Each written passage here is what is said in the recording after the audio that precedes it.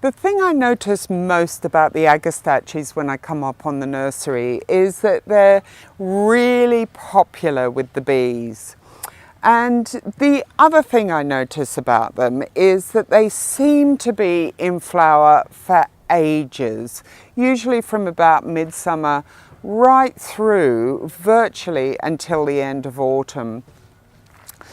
The thing I like about Agastaches is they've got this distinctly upright habit, and that means that they add visual interest and impact, structural impact in the border, either mixed or herbaceous borders, things that have a looser, more informal sort of shape. They really help bind it together.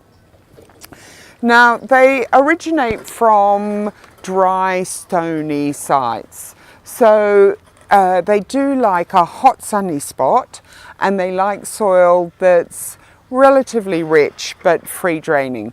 And free draining is particularly important with these plants.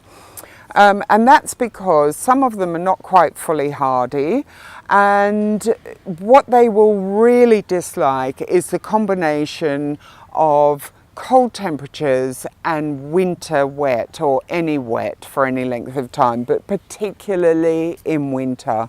It's a really big no-no. So freely draining soil and lots of sun. I also like to tuck mine in each year with a generous layer of mulch around the crown, as that just helps protect the roots and insulate them a little bit more. And what I also tend to do is do not cut them back immediately after the flowers have faded, but rather I keep mine in the garden where they continue offering a visual presence until early spring, and then I'll cut them right back. So there we are, Agastaches. The bees love them, and so do I.